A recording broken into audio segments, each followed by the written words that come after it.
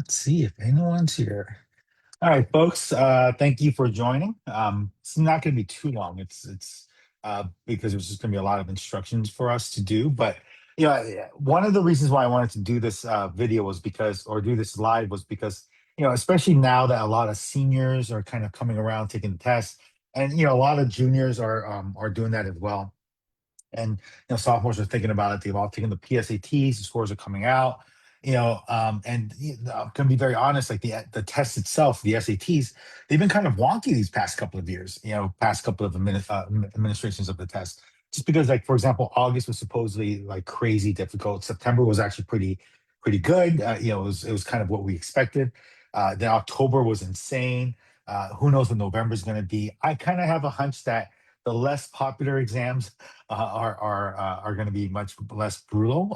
I think maybe it has something to do with the fact that the question banks, they're pulling from the question banks, and I think they're going there might be going it might be kind of being overly used and trying to come up with different questions and different sets for each students or whatever. But then the other kind of thing that I've noticed is that for a lot of students, the ones that and so the students who score generally high on their practice tests, they get their scores, even if the test is a difficult test. And the students who score pretty low, so like below 1200, on the practice test, those scores are pretty close to what they took on the last practice test. It's the ones in the middle from 12 to 1400 where they kind of get in trouble.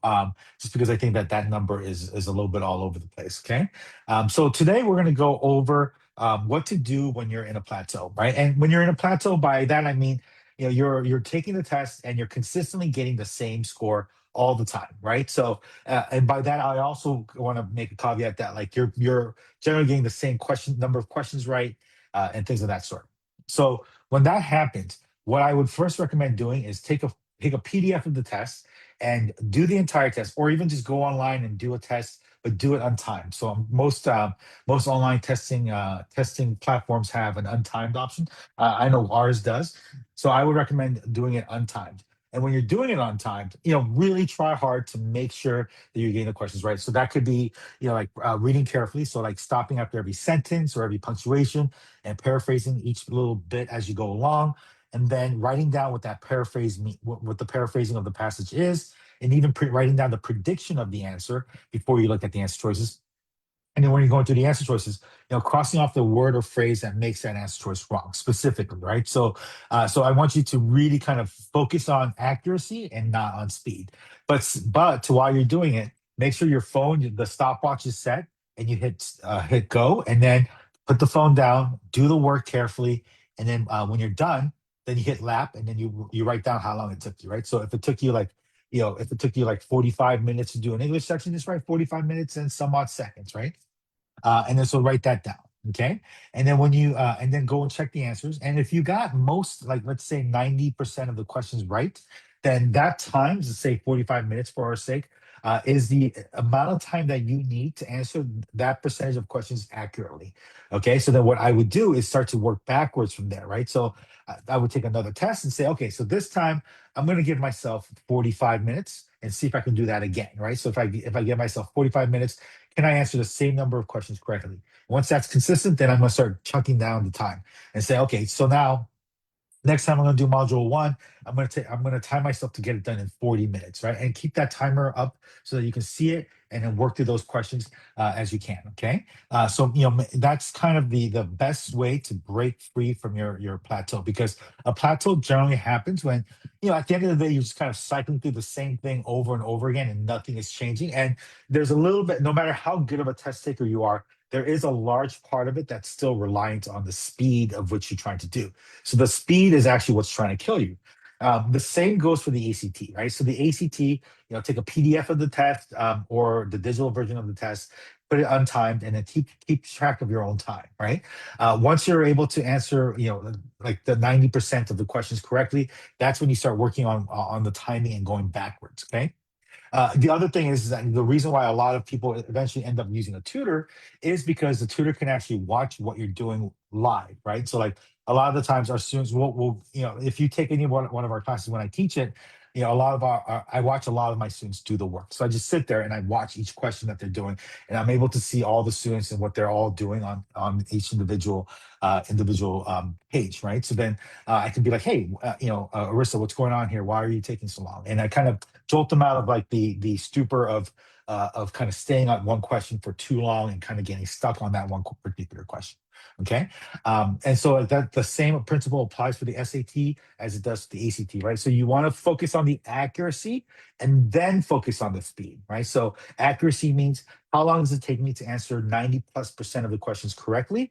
And then once I know what that time frame is, then how can I work that backwards so that I can start to answer the questions, so that I can answer the questions, finishing it in time. Okay. And that's huge, right? Couple of things that I would recommend, like the Blue Book. If you go onto collegeboard.com, you'll have access to their Blue Book apps, and that's Blue Book, the practice tests. Those are going to be great. Yeah, I would recommend that, like, if you're going to start off, just do use all the earlier number tests, even though they're notorious for not being as accurate. They are still not that bad, right? And it's a good way to kind of just waste the questions on, right? Because you're really just trying to see how long it takes you to be 90% accurate. And then as you get better, kind of move through the higher number, the number of questions. Okay. And so then that's kind of the key here. The one thing that you guys need, that most people I think need to start realizing is, to get their score. And I'm going to do a whole nother thing about this, right? So I'm just going to use a blank spot here. So like the lowest score that you can get on the SATs is a 200 for each section, and the highest score that you can get on the SATs is 800 for each section, right? So that means that you have 600 points that you can earn throughout answering all the questions correctly, right? So the 200 points you automatically get just for showing up and signing your name. Okay, so and I personally, my company likes to look at things from the perspective of easy, medium, and hard. And because there's an even distribution of easy questions, medium questions, and hard questions, right? So then that means that for easy questions, I can earn up to 200 points. Ooh, okay. For medium questions, I can earn up to 200 points, and for hard questions, I can earn up to 200 points. Okay, so then that's the 600, right? 200 for easy questions, 200 for medium questions, and 200 for hard questions. They all add up to that 600 points that you can earn on that section.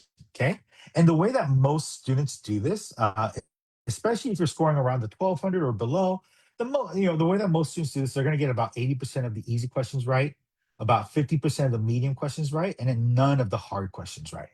Okay, so then I have that 200 points to start, and then 80% of 200 is 160. Okay, what was that? 50% here. 50% of 200 is 100, and then 0% of 200 is zero, right? So if I add that up, so 200 plus 160, that's 360, plus 100 is 460. Okay, so that's kind of around where most students, a lot of the students are, and the national average for the SAT is at about a 500. Okay, so now if we were to kind of flip that on its head, right? So let's just get rid of these things here. I'm going to switch the color. So if we flip that on its head and we just said, we got all the easy questions right, all the medium questions right, and we just didn't even, we picked B and guess on the hard questions, right? So, starting off with that 200 to start, 100% of 200 is 200, 100% of medium of 200 is 200, and let's just say you got none of the hard questions right, so then that's zero. So that's 200 plus 200 plus 200, that's 600 points. Okay, so realistically, like focusing on those easy and medium questions is much, earns you much more points than if you focus on trying to finish the whole section. And that's why this pacing plan kind of works, right? Because when you're stuck because you're trying to rush and finish the entire section. And on the way of finishing that entire section, you're getting a lot of the easy and the medium questions wrong. Okay, and I think you're going to start to see, like, or you've even seen it yourself, that when you take a practice test, you're just like, what, like when you go over the answers, you're like, how could I have gotten this one wrong, or what the heck happened here, right? And so like that kind of stuff happens because you're trying to rush and finish the entire section. And so you're trying to get to the hard questions later on, when really that's kind of like running to jump off a cliff, right? It's kind of like you're going to go to the hard questions that are going to take more time, that you're more likely to get them wrong when you're leaving all these points on the table. Okay.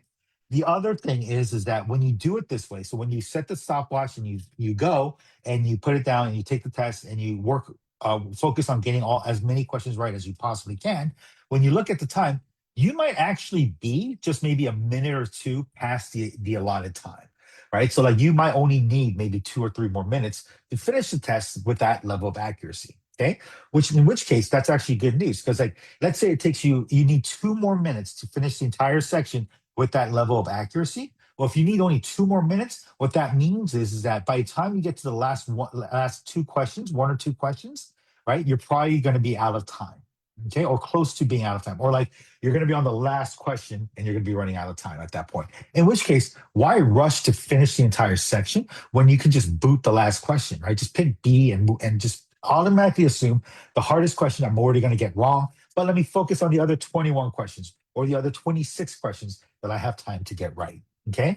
Because I think a lot of people kind of equate speed with just going fast, right? But at the end of the day, speed without trying to go fast is actually the thing that's holding you back, right? Because when you're when you go fast and you do the math quickly, you make a mistake and you get the answer, it's -2.